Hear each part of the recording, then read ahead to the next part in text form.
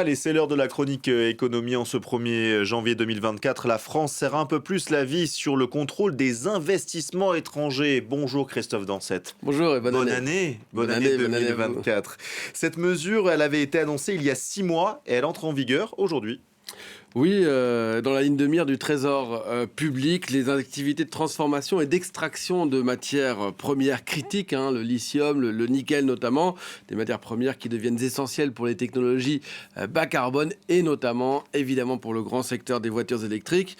Ces nouveaux secteurs dits critiques ou stratégiques s'ajoutent à une liste d'une vingtaine de domaines, parmi lesquels on va retrouver tout ce qui est lié évidemment à la défense, au spatial, à l'aéronautique, mais aussi à la santé, ou encore depuis 2019 à la cybersécurité, aux semi-conducteurs, au cloud, ou pour prendre un secteur très à la mode en ce moment, l'intelligence artificielle. Ces contrôles des investissements étrangers, ils se sont beaucoup renforcés ces dernières années. Oui, la France, elle avait certes mis en place, c'était l'un des premiers pays en Europe à le faire, des mesures depuis les années 60, mais uniquement dans des domaines très spécifiques de la défense, l'aéronautique ou encore le nucléaire. Dans les années 90, la philosophie européenne, c'était plutôt l'Europe libérale, celle de la société ouverte et donc des investissements étrangers très peu contrôlés, toujours bienvenus. Le problème, c'est qu'avec la mondialisation, de nombreuses entreprises ont délocalisé, certaines ayant été rachetées par des investisseurs étrangers. Et donc, il est apparu nécessaire, de plus en plus nécessaire, de mettre certaines limites. Avec le Covid-19, le problème s'est encore accentué, encore avec la guerre en Ukraine. On s'est retrouvé sans principe actif pour des médicaments, sans semi-conducteurs aussi pendant une période.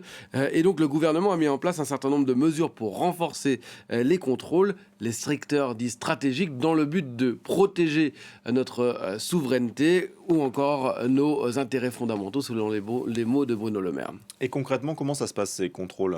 Alors, quand un investisseur étranger veut prendre des parts dans une entreprise française, cela peut engendrer un contrôle automatique. Cette procédure, elle est automatique lorsque l'investisseur veut prendre plus de 10% d'une entreprise stratégique cotée en bourse. Ce seuil, il a été abaissé, il était d'abord de 25%.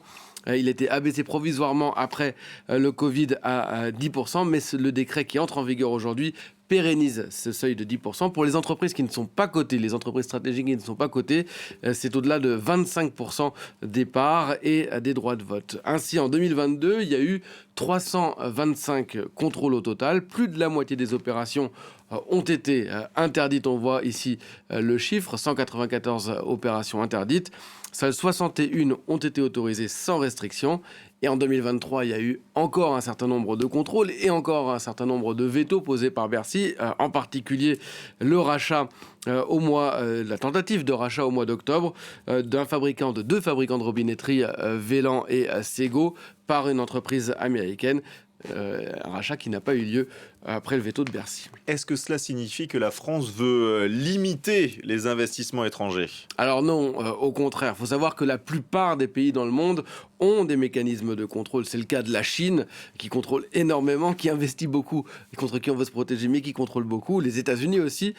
En Europe, Bruxelles a mis en place des mécanismes d'alerte et la plupart des pays ont adopté des contrôles depuis 4, 5, 6 ans. L'Allemagne notamment, qui avait été traumatisée par le rachat de l'un de ses fleurons de la robotique en 2016. Mais la France, parallèlement, elle a développé une politique d'accueil des investissements étrangers. Elle veut encore renforcer cet accueil, à tel point qu'elle est devenue, depuis 2019, le pays le plus attractif d'Europe. On le voit ici sur ce podium digne des Jeux Olympiques qu'on aura en 2024, devant le Royaume-Uni et devant l'Allemagne. Merci beaucoup Christophe Dansette. J'espère que vous avez passé un bon réveillon. J'ai passé un très bon réveillon. J'ai regardé ce qui s'est passé sur les Champs-Élysées. Voilà, mais justement, regardez, on va regarder quelques petites images. 1 million de personnes s'étaient réunies sur les Champs-Élysées à Paris. Le clou du spectacle, bien sûr, c'est ce feu d'artifice au-dessus de l'Arc de Triomphe. C'est quand même pas mal, c'est quand même joli. Très impressionnant. Oui, c'est pas mal.